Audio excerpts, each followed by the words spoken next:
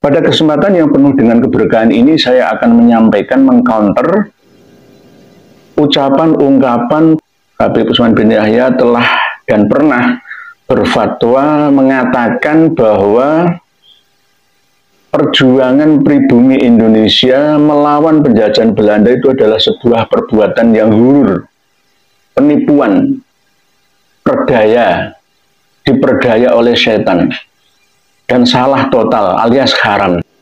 Kali ini saya membawakan kitab karangan Habib Utsman bin Yahya sendiri, Manhajul Istiqomah. Walaupun beliau dilahirkan di Pekojan, dilahirkan di Nusantara Indonesia, tapi beliau lebih membela penjajah daripada ulama, masyarakat, rakyat pribumi Nusantara ini. Ini kitab bernama Manhajul Istiqomah Fiddini Bisalamah, karangan hamba yang do'if As-Sayyid Utsman bin Abdullah bin Aqil bin Yahya Al-Alawi Afallahu anhu wa an walidayhi wa jami'il muslimin amin. Tubi'a bi'idhni Sayyid Muhammad bin Yahya. Kitab ini bisa dipesan melalui Tokopedia atau Shopee. Semua orang bisa memiliki. Ini era keterbukaan, tidak ada yang ditutup-tutupi. Mana yang benar, mana yang salah, akan terlihat nyata di depan mata. Dan semua orang bisa menyaksikannya. Dulu tidak banyak orang yang terbuka bisa mengetahui kitab ini. Sekarang sudah era keterbukaan. Bahkan Habib Utsman bin Yahya juga menyalah-nyalahkan penganut Thorekoh baik Qadiriyah ataupun Naksabandiyah ataupun Rifaiyah ataupun Syadziliyah ataupun Thorekoh-Thorekoh yang ada pada waktu itu. Penganut, pengikut jamaat Thorekoh-Thorekoh itu adalah orang yang hurur, orang yang tertipu, ya, yang tidak benar adanya. Katanya beliau seperti itu. Karena pada waktu itu banyak di antara tokoh-tokoh Thorekoh yang berontak kepada penjajah atas dasar keinginan para pejuang dari para kiai-kiai mursyid Thorekoh itu untuk terbebas dari pemerintah zalim yang kafir kolonial Belanda. Jadi akhirnya untuk meredam pemberontakan-pemberontakan itu, maka Abdul Ghaffar Snogogronya, teman dekatnya Habib Utsman bin Yahya, berinisiatif untuk merayu Habib Utsman bin Yahya untuk mengeluarkan fatwa. Di antaranya adalah fatwa bahwa penganut pengikut Thorekoh itu adalah orang yang tersesat, orang yang tertipu, orang yang jauh dari kebenaran. Karena hanya sekedar melakukan ibadah hakikat tanpa syariat, katanya seperti itu.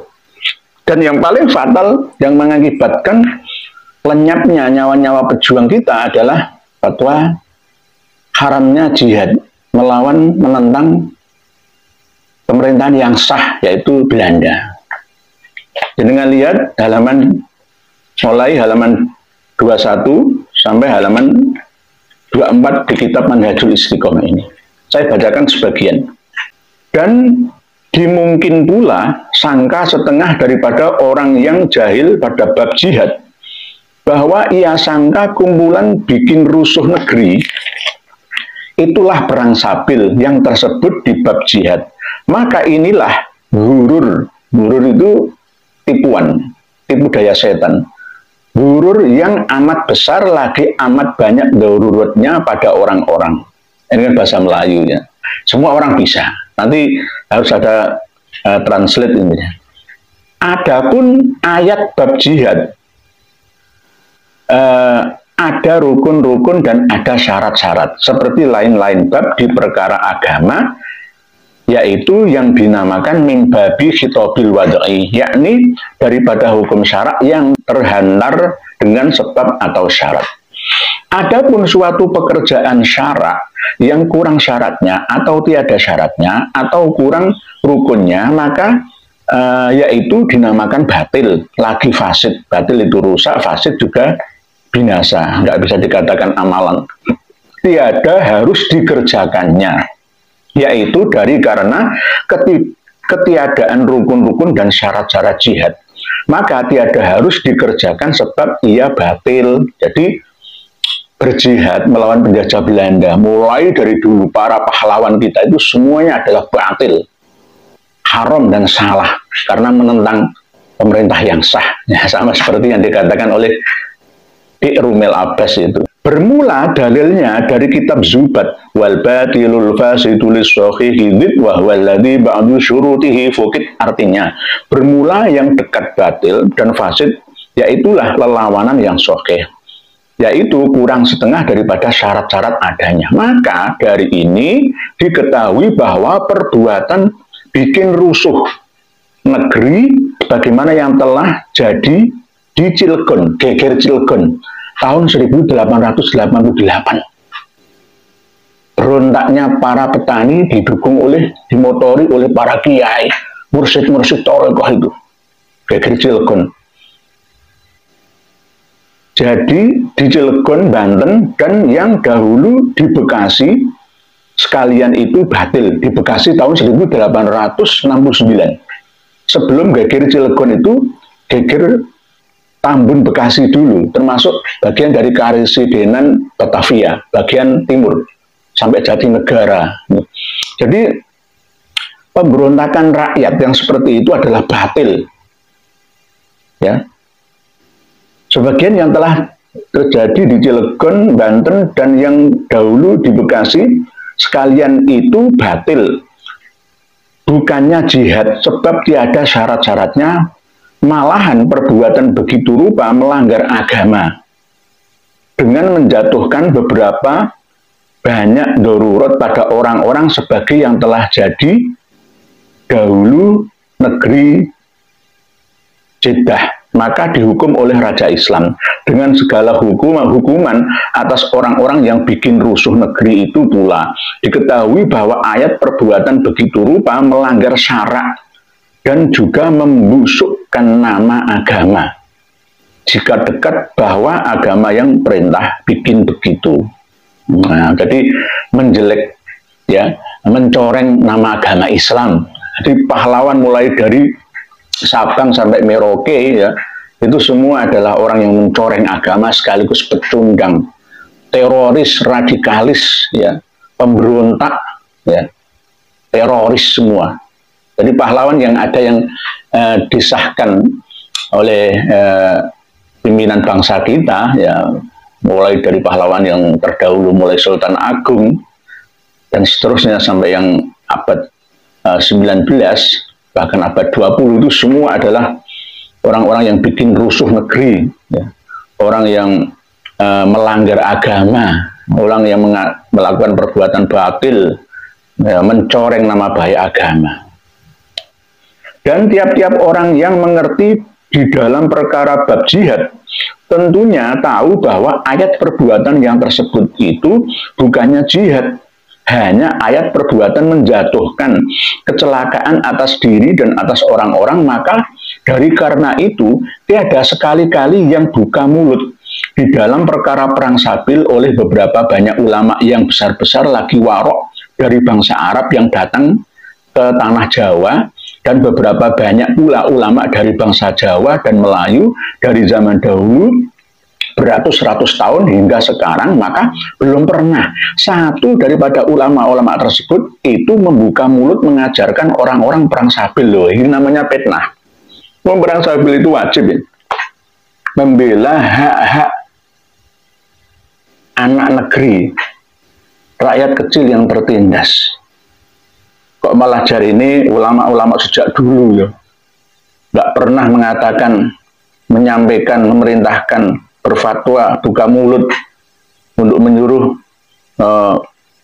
para anak negeri untuk berjihad melawan penjajah Belanda, penjajah yang lain. Nah, ini kan lucu.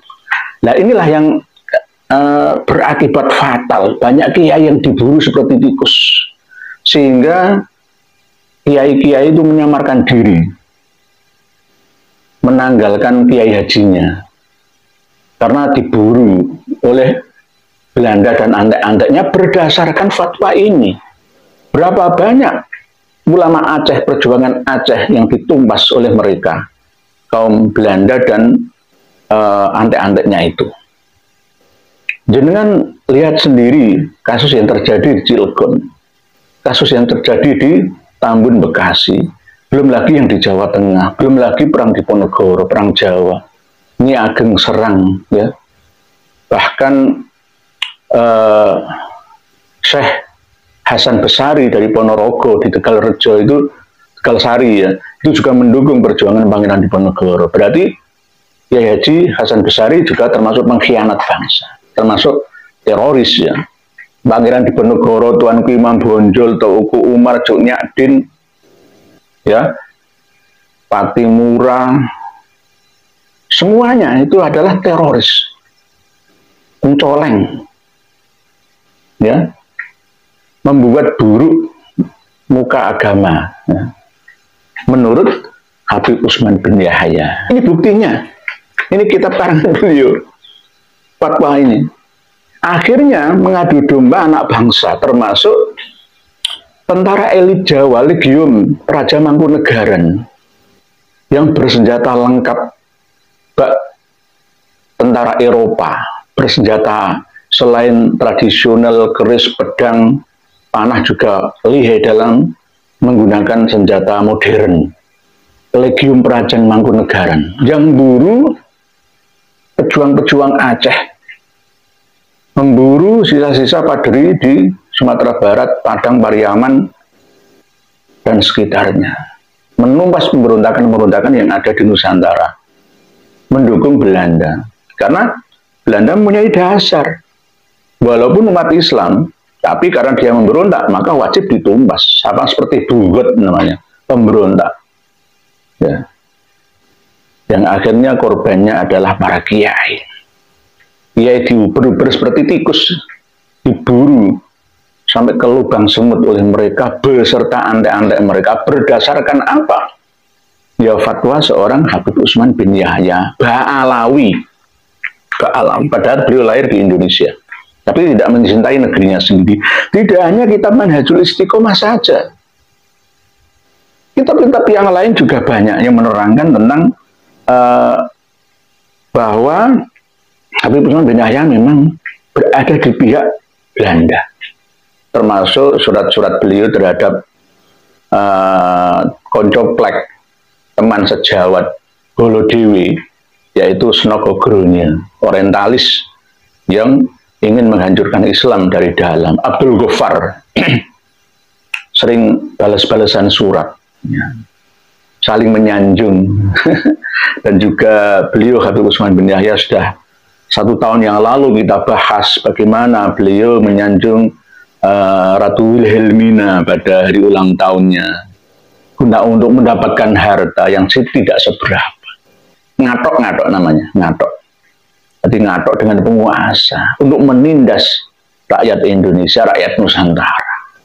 Akibat yang ditimbulkan dari fatwa beliau ini menurutnya melebar kemana-mana, sehingga nanti bisa dikiaskan ke semua pahlawan Indonesia, akan dicap sebagai teroris, radikalis, pemberontak, bikin rusuh orang yang terperdaya oleh syaitan.